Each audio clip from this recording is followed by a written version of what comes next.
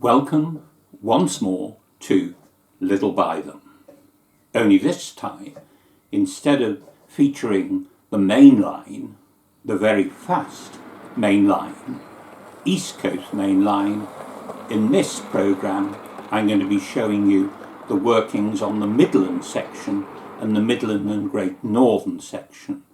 Little By Them was in fact an end-on junction between the two systems. Now, whereas the main line is ostensibly representative of 1958, this section, the smaller section, 12 by just over 10, really replicates or tries to the main period during British Railways days from 1948 until the line's closure at the beginning of 1959. There are one or two pre-war things as well, much more flexible. As usual, the work is that of many, many people, many friends. Sadly, I'm afraid, some now deceased. Anyway, I hope you enjoy what you see. Here we've got an overview of the complete Midland and Great Northern section of Little By Them. Now, I must have had delusions of grandeur because in my introduction I said it was 12 foot by 10. Well, it's 12 foot, but really it's only 4.5 feet wide. But then I was never very good at maths. It means some fairly tight radii, but no matter because all the rolling stock and the locomotives negotiated. Now you'll see this train, hauled by a Milhome Ivat 4MT, later on in close-up. But here it is, circumnavigating the small part of my Little By Them train set.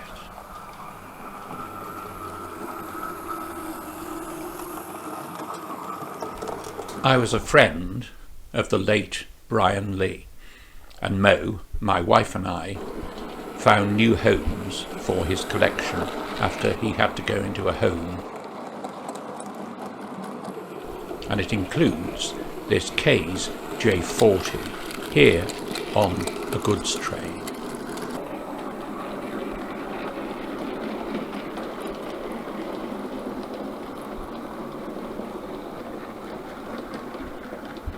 I also use it on a passenger train, in this case old six-wheelers. Now it started out as a Midland 2F, but with a little bit of alteration it makes a very nice ex-LNER J40, and J40s ended their days on the M&GN section. With Bachmann's introduction of a 4F, the need to kit build examples has diminished, and here we have a modified Bachmann 4F, one with a Midland tender, on a 4-coach train from the East Midlands to King's Lynn. Now most of the rolling stock, passenger rolling stock at this time, was ex-LMS in origin, with a few LNER carriages thrown in, as can be seen here. And these carriages, the LMS ones, ex-LMS ones, are old BSL kits, and the Gresleys are a mixture of Hornby and PC.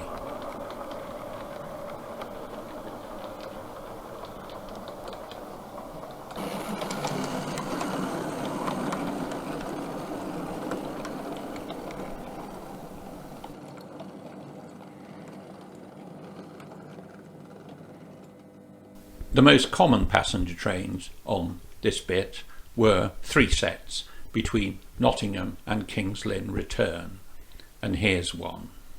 Now, I operate the points in the fiddle yard digitally. By that I mean my finger. And here we have a typical 3 set. Well, perhaps not quite typical because this has a couple of non-gangwayed carriages in it. The majority were gangwayed, but we can assume that the passengers here have exceptionally large bladders. And the Loco, once I've set the point, a southeastern finecast 4F. As I say, with Bachmann's there probably isn't a need to build a 4F, but I still prefer to do so.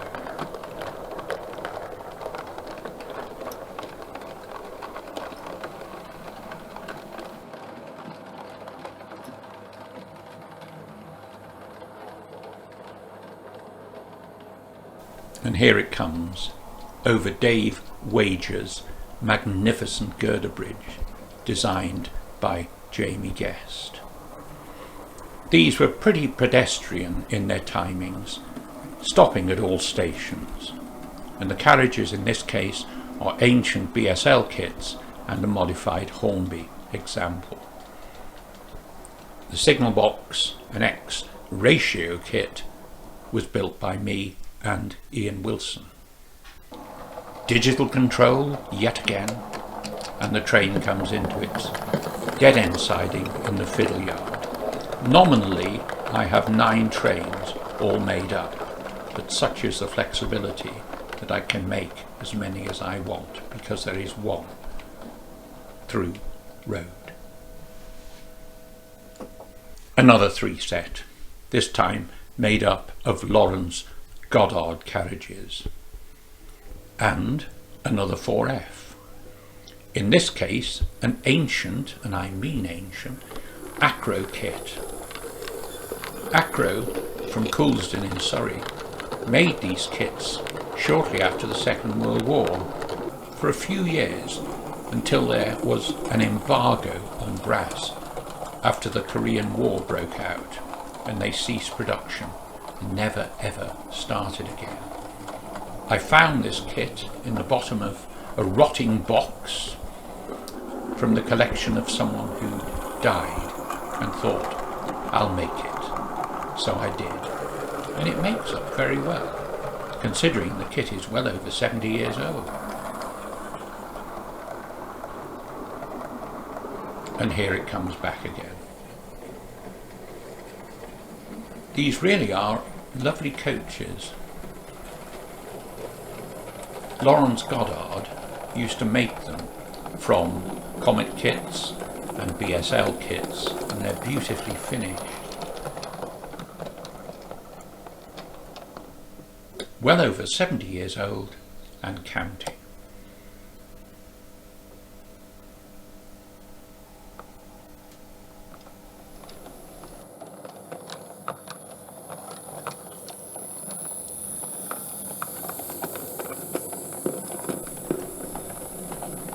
Another locomotive which came from the estate of a deceased modeller, a Millhone Flying Pig on a mixed train, typical of very early BR period.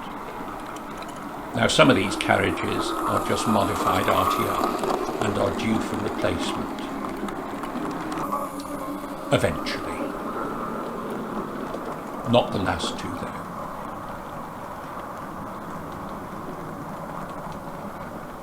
We now go pre-war.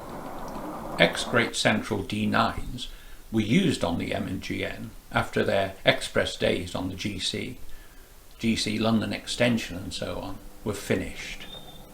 But they finished their days, some of them, on the M&GN and some of them on the Cheshire Lines, and as a tiny child I might have seen them, but I cannot remember, but certainly not like this. It is an old McGowan kit, hauling a mixed rake of modified Hornbys and Kirk kits, all in teak. As I say, the M&GN bit is much more fluid in its time scale than the main line. B12s were common up to about 1957 on the M&GN, even going as far as Birmingham, and here's one returning on an express from Leicester to the Norfolk coast. Again the train up, mainly made up from old BSL kits. Another Milhome Flying Pig. This one didn't run very well, but I mechanically rebuilt it, and now she's fine. And the train, very typical of the early BR period, with a mixture of teak and carmine and cream stock. The Bachmann 4MT Flying Pig is a wonderful model, and here we have one on the line's principal train, the Leicester, principal enough to have a buffet car, an ex-Great Eastern RF, and this went from the Norfolk coast to Leicester on some occasions as far as Birmingham.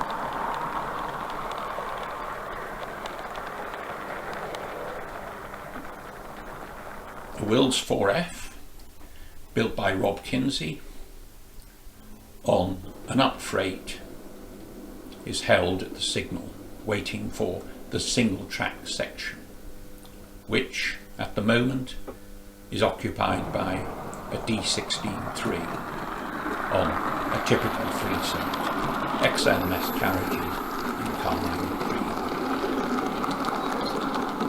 The wonderful signals on this section were built by Mick Nicholson and Tony G, so thanks to those.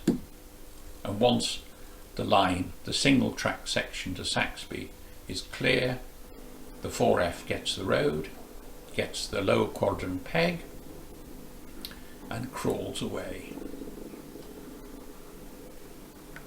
And its train, a mixture of kit builds and modified proprietary, typical of the period, early BR days, some of the stock still in Big 4 branding or even private owned.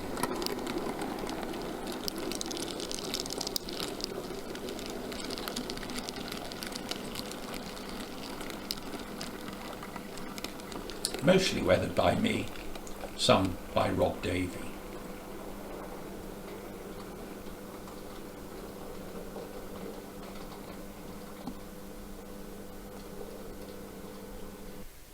A Milhome 2P on yet another typical 3-set, King's Lynn to Nottingham. And this train, this set, is made up from one Larry Goddard carriage, the leading one, and 2 ancient BSLs. These came to me in somewhat parlour state, the 2 carmine and cream ones, with no bogies, so I built bogies for them and tidied them up. I don't know who built them, but they're getting on, several years old now. And up goods on the main line and the 2P crossing over. A nice juxtaposition. A London Road Models D3, a lovely kit. I built it and Jeff Haynes painted it. It's leaving the fiddle yard.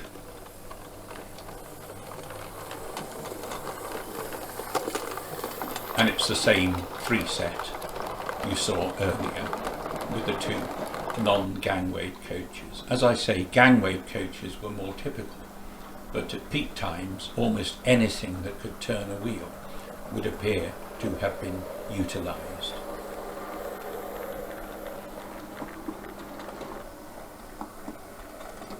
At stately pace. Nothing really went fast on the M&GM. A lovely bridge, which still stands, was built by Bob Dawson.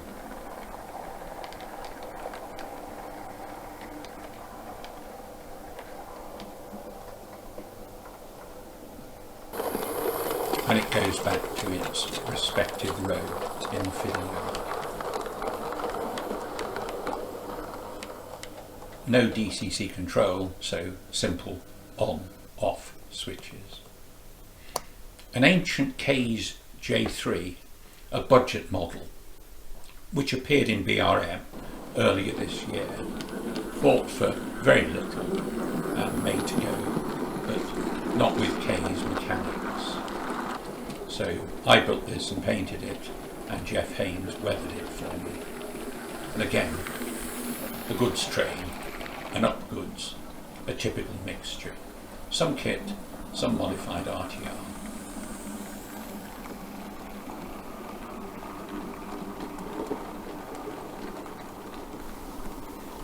Another locomotive from Brian Lee's collection, the late Brian Lee now. A scratch-built ex-Midland 3P. These were well liked on this line. It's got a Zenith motor showing its age, and it's a bit noisy.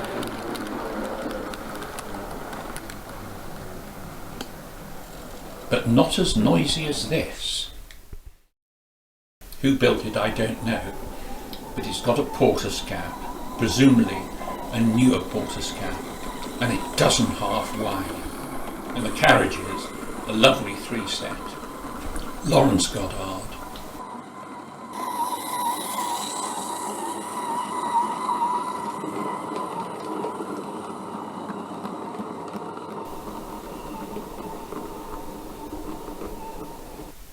Another model by a deceased builder, the late great Dave Shakespeare.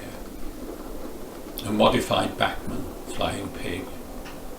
It's really nice to have locomotives and carriages which were once the property of late friends. Not nice because they've died now, but as a memento of dear friends. And they're being used and they're cherished. This loco has an interesting story. It's a WSM D2. It was bought by a friend of mine in Australia, and when he received it from the UK, it was a kit again. It had been glued together. So I rebuilt it, and it's now living in Australia. Its train is a mixture of Pattons and Hornby 6-wheelers, plus a couple of Kirk non-gangway cars to finish off.